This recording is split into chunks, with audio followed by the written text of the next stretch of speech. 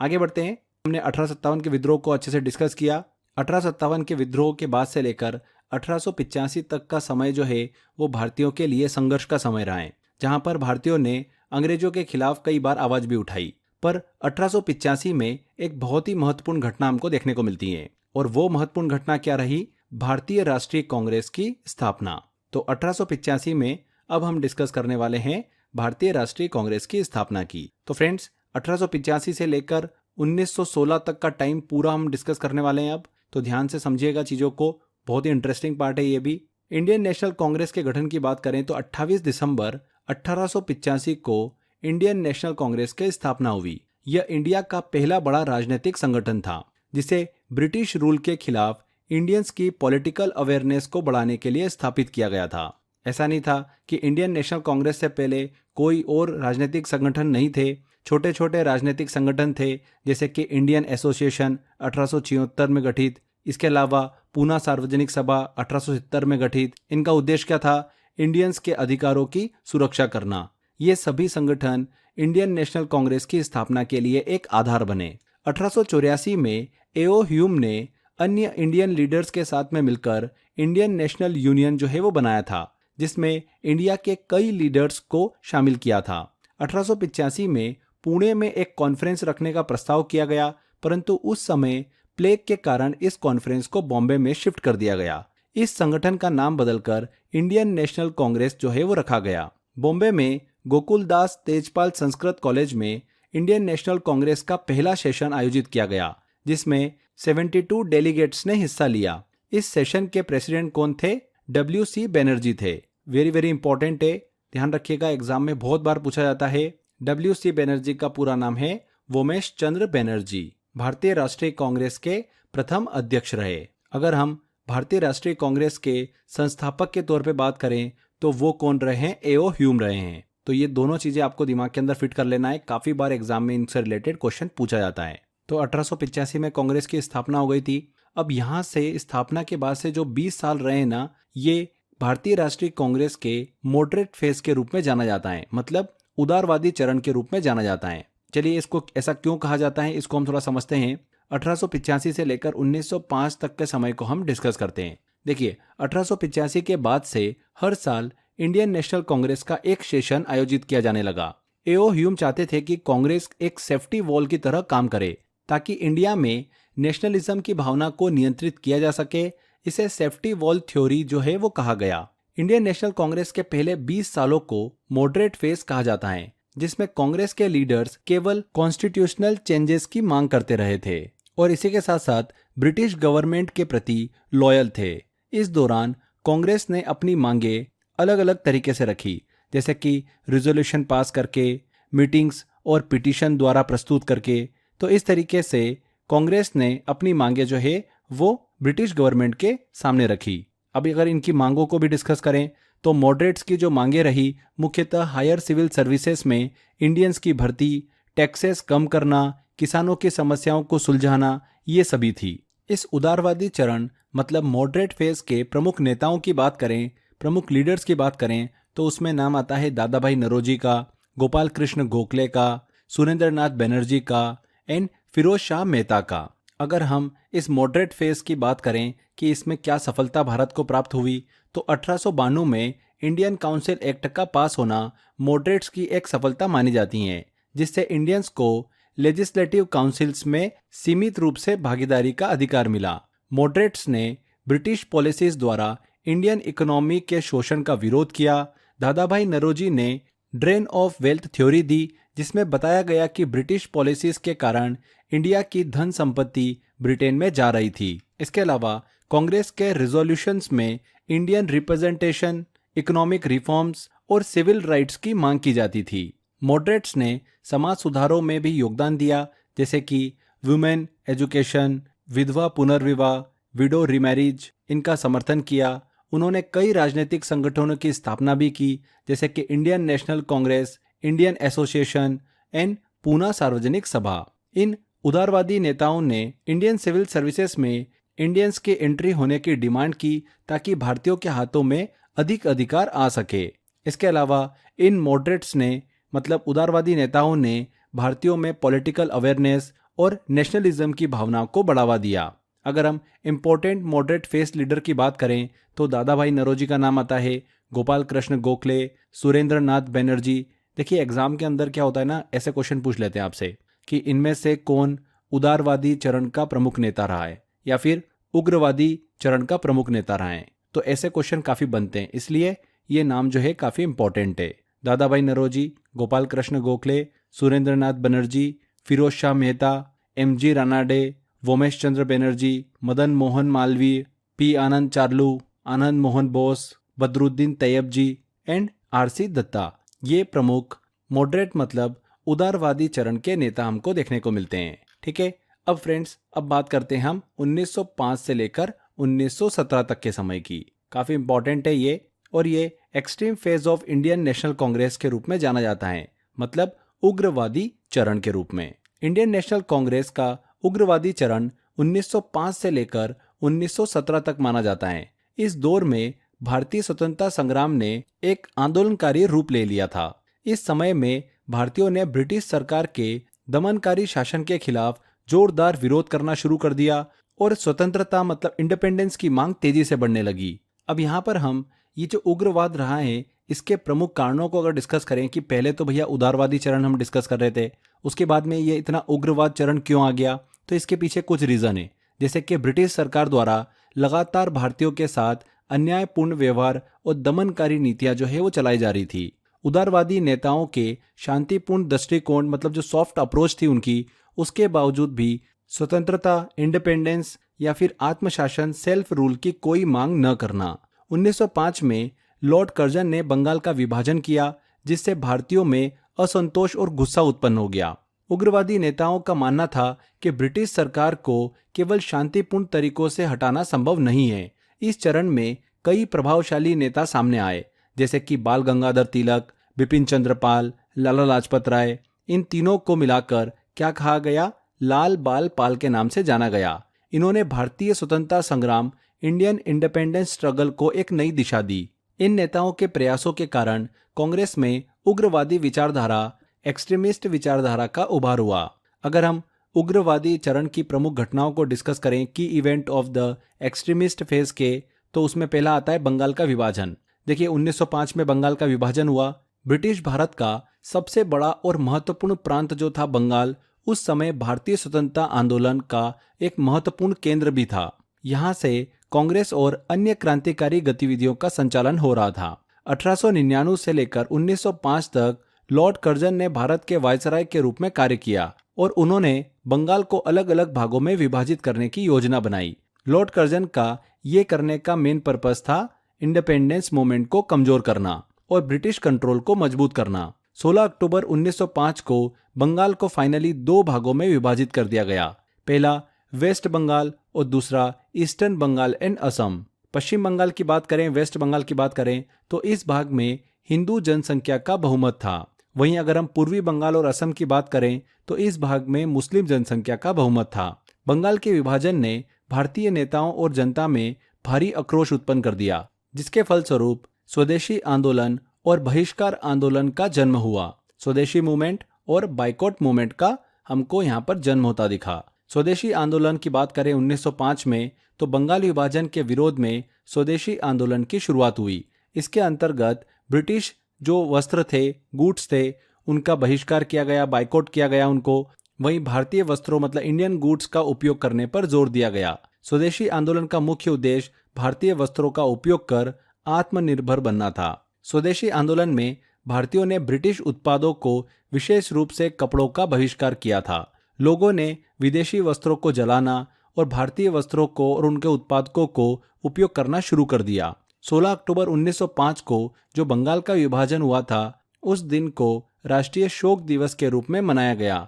इसी के साथ साथ इस दिन लोगों ने उपवास भी रखा, फास्टिंग भी की एंड प्रार्थना का आयोजन किया। ब्रिटिश स्कूलों का बहिष्कार भी करते हुए भारतीय नेताओं ने भारतीय स्कूलों की स्थापना की, जैसे कि Dawn Society, National Council of Education और भारतीय समाज, Indian Society of Oriental Art. लोगों ने विदेशी कपड़ों की जगह पर खादी पहनना शुरू किया और इसे नेशनलिज्म का प्रतीक बनाया। स्वदेशी आंदोलन के प्रमुख नेताओं की बात करें तो उसमें थे बाल गंगाधर तिलक, लाला लाजपत राय, बिपिन चंद्र पाल, अरविंद घोष और रविंद्रनाथ टैगोर। ये स्वदेशी आंदोलन के प्रमुख नेता थे। धीरे धीरे 1908 तक आते आते स्वदेशी आंदोलन कमजोर हो चुका था। इस आंदोलन के पतन का कारण 1907 में कांग्रेस का विभाजन होना था। तो अब हम डिस्कस करते हैं सूरत स्प्लिट 1907, सूरत विभाजन। 1885 में भारतीय राष्ट्रीय कांग्रेस की स्थापना के बाद से कांग्रेस में कई विचारधाराओं वाले लोग आए थे। कांग्रेस में दो प्रमुख मुख्य विचारधाराएं हमको देखने को मिली थी, मेन आइडियोलॉजीज। पहली थी संवेदनशील और दूसरी थी उग्रवादी, मॉडरेट्स एंड एक्सट्रीमिस्ट। संवेदनशील की बात करें, हम उदारवादी लोगों की बात करें तो उदारवादी नेताओं का मानना था कि ब्रिटिश सरकार के साथ बातचीत और सुधारों के माध्यम से स्वतंत्रता को प्राप्त किया जा सकता है। वहीं उग्रवादी नेता एक्सट्रीमिस्ट की बात करें तो उग्रवादियों का मानना था कि केवल सशक्त और कट्टर आंदोलन के माध्यम से ही ब्रिटिश सरकार से स्वतंत्रता, इंडिपेंडेंस प्राप्त की जा सकती है। मॉडरेट्स एंड एक्सट्रीमिस्ट के बीच ब्रिटिश सरकार के प्रति अप्रोच को लेकर गहरा मतभेद था। उग्रवादी एक्सट्रीमिस्ट चाहते थे कि 1907 के कांग्रेस अधिवेशन में बाल गंगाधर तिलक को कांग्रेस का अध्यक्ष बनाया जाए, जबकि उदारवादी जो मॉडरेट्स थे वो रास बिहारी घोष को अध्यक्ष के रूप में देखना चाहते थे।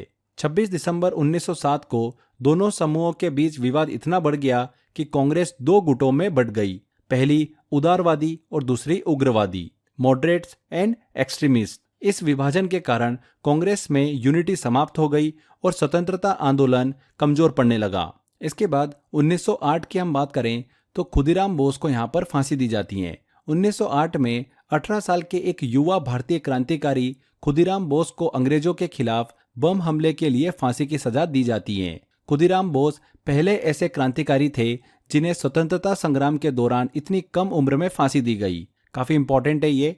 उनका बलिदान युवाओं के बीच स्वतंत्रता संग्राम की भावनाओं को और मजबूत करने में सहायक रहा।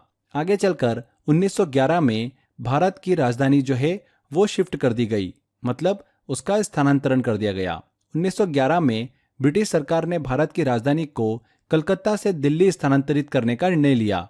यह निर्णय ब्रिटिश सरकार ने प्रशासनिक और राजनीतिक दृष्टिकोण से किया था ताकि भारतीयों पर बेहतर नियंत्रण किया जा सके। दिल्ली दरबार में ब्रिटिश सम्राट जॉर्ज पंचम ने इस निर्णय की घोषणा की थी। 1911 में ही इसी वर्ष अंग्रेजी सरकार ने वंदे मातरम गीत को सार्वजनिक रूप से गाने पर प्रतिबंध लगा दिया था। यह गीत भारतीय स्वतंत्रता संग्राम का प्रतीक बन चुका था और इसे गाने पर प्रतिबंध लगाने का उद्देश्य था भारतीयों के जोश और स्वतंत्रता की भावना को कमजोर करना। 1912 में फ्रेंड्स, दिल्ली में वायसरॉय लॉर्ड हॉर्डिंग पर हमला किया गया। 1912 में दिल्ली में एक बम विस्फोट हुआ जिसमें वायसरॉय लॉर्ड हॉर्डिंग पर हमला किया गया। यह हमला भारतीय क्रांतिकारियों द्वारा किया गया था और इसका उद्देश्य ब्रिटिश शासन को चुनौती देना था। हालांकि इस हमले में लॉर्ड हॉर्डिंग घायल हो गए थे, लेकिन उनकी जान बच गई थी। यह घटना भारतीय क्रांतिकारियों की बढ़ती शक्ति को दर्शाती है। 1913 में चलकर गदर पार्टी का गठन किया गया। 1913 में भारतीय प्रवासियों द्वारा अमेरिका में गदर पार्टी का गठन किया गया। इसका मुख्य उद्देश्य भारत को ब्रिटिश शासन से आजाद करना था। गदर पार्टी के सदस्य ब्रिटिश हुकूमत के खिलाफ सशस्त्र विद्रोह के समर्थन में थे। इसके माध्यम से उन्होंने भारतीय स्वतंत्रता संग्राम में विदेशी धरती में बैठकर भारत को सहयोग देने की कोशिश की। गदर पार्टी की स्थापना किसने की थी? लाला हरदयाल और सोहन सिंह भकना ने। इसके बाद 1915 का समय आता है। यहाँ पर महात्मा गांधी जी की भारत में एंट्री होती है। 1915 में महात्मा गांधी दक्षिण अफ्रीका से भारत लौटते हैं। उनके आगमन से भारतीय स्वतंत्रता आंदोलन को एक नई दिशा और गति मिलती है। उन्होंने यहाँ आते ही भारतीय समाज की समस्याओं का अध्ययन किया और भारतीय जनता के साथ जुड़कर आंदोलन की नींव रखी। अगले साल ही 1916 में आ जाता है कांग्रेस का लखनऊ समझौता, मतलब लखनऊ अधिवेशन। सूरत स्प्लिट, सूरत विभाजन के 9 साल बाद कांग्रेस के दोनों गुटों ने अपने वैचारिक मतभेदों को एकजुट होकर समाप्त करने का निर्णय लिया इस अधिवेशन में। इस सेशन का आयोजन दिसंबर 1916 में लखनऊ उत्तर प्रदेश में किया गया था। इस समझौते के तहत कांग्रेस और मुस्लिम लीग ने एक साथ ब्रिटिश सरकार से अपने अधिकारों की मांग की और हिंदू मुस्लिम एकता को बढ़ावा दिया। 1916 में कांग्रेस और मुस्लिम लीग के बीच में समझौता हुआ था। ये काफी इंपॉर्टेंट है, ध्यान रखिएगा। लखनऊ अधिवेशन में, जिसे लखनऊ पैक्ट, लखनऊ समझौता कहा गया। इसी के साथ साथ इस सेशन में, इस सत्र में कांग्रेस के अंदर जो मॉडरेट एंड एक्सट्रीमिस्ट थे, दोनों गुट वो एकजुट हो गए थे और कांग्रेस का विभाजन जो है वो समाप्त हो गया था 1916 में। ठीक है फ्रेंड्स, 1857 के विद्रोह से लेकर हमने 1916 तक के समय को पूरा अच्छे से समझा है। 1857 का विद्रोह कैसे हुआ, क्या क्या उसके परिणाम रहे, उसके बाद में 1885 में कांग्रेस का गठन हुआ, वहां से लेकर 1916 तक के टाइम पीरियड को हमने अच्छे से जाना। अब यहाँ से 1916 से फ्रेंड्स गांधी एरा जो है वो स्टार्ट हो जाता है, जो चलता है 1947 तक। उसको हम देखिए सेपरेट वीडियो में डिस्कस करेंगे। तो यहाँ पर हमारा ये मॉडर्न हिस्ट्री का पहला वीडियो जो है वो कंप्लीट होता है। बेसिकली हम यहाँ पर देखिए 3 वीडियो डिस्कस करने वाले हैं मॉडर्न हिस्ट्री के अंदर। 1857 का विद्रोह एंड कांग्रेस की स्थापना, सेकेंड वीडियो है गांधी एरा एंड तीसरा वीडियो है गवर्नर एंड वायसराय। तो यहाँ पर हमारा ये वीडियो कंप्लीट होता है। देखिए एक छोटी सी इन्फॉर्मेशन है, जल्दी से हम वो कवर कर लेते हैं। 1885 में कांग्रेस की स्थापना हुई थी। उसके बाद अलग अलग समय पर कांग्रेस के अधिवेशन हमको देखने को मिलते हैं, सत्र देखने को मिलते हैं। उनमें से प्रमुख अधिवेशनों से रिलेटेड काफ़ी ऐसी इन्फॉर्मेशन है जो एग्जाम में पूछी जाती है कि उन सत्र या फिर अधिवेशन की अध्यक्षता किसने करी, या फिर उस सत्र में क्या इंपॉर्टेंट घटना घटी। तो हम उस इन्फॉर्मेशन को कवर करते हैं। एग्जाम में यहाँ से काफ़ी क्वेश्चन बन जाते हैं। तो चलिए एक एक करके जल्दी से हम इंपॉर्टेंट डिस्कस करते हैं। सबसे पहला 1885 में तो कांग्रेस की स्थापना हुई थी। तो इसका पहला सत्र जो था वो बॉम्बे में आयोजित किया गया था और इस सत्र की अध्यक्षता किसने करी थी? व्योमेश चंद्र बनर्जी ने करी थी। 1887 का जो अधिवेशन होता है, सत्र होता है, वो होता है मद्रास में। कांग्रेस के तीसरे सत्र में तैयब जी जो पहले मुस्लिम अध्यक्ष बने, भारत की सांप्रदायिक एकता को ये बताता है। कौन बने थे? कांग्रेस के पहले मुस्लिम अध्यक्ष तैयब जी बने थे। फिर 1888 का जो सत्र आयोजित होता है वो होता है इलाहाबाद में। यहाँ पर जॉर्ज यूल कांग्रेस के पहले ब्रिटिश अध्यक्ष बने, जिसका उद्देश्य भारतीयों और अंग्रेजों के बीच संवाद को बढ़ावा देना था। 1907 का अधिवेशन होता है सूरत में। इस सत्र में कांग्रेस 2 हिस्सों में बंट गई थी, संवेदनशील और उग्रवादी, मतलब उदारवादी और उग्रवादी, मॉडरेट्स एंड एक्सट्रीमिस्ट। इसके बाद 1908 का अधिवेशन होता है मद्रास में। इस सत्र में कांग्रेस का पहला संविधान बना, जिससे कांग्रेस का स्ट्रक्चर और अधिक मजबूत हुआ।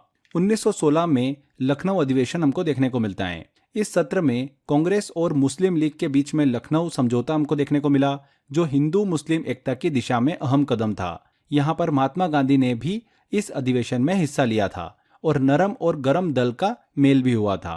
1907 में सूरत अधिवेशन में, सूरत सत्र में जो कांग्रेस 2 भागों में टूट गई थी, वो 1916 में एक हो जाती है। तो ये काफी इंपॉर्टेंट है, दिमाग में रखेगा इस चीज को। 1917 का अधिवेशन आता है कलकत्ता में। एनी बेसेंट यहाँ पर इस अधिवेशन की अध्यक्षता करती हैं और कांग्रेस की पहली महिला अध्यक्ष बनती हैं, जिन्होंने सत्र की अध्यक्षता की, जिससे महिला भागीदारी को यहाँ पर बढ़ावा मिला। ध्यान रखिएगा, वेरी वेरी इंपॉर्टेंट है, एग्जाम में पूछा जाता है।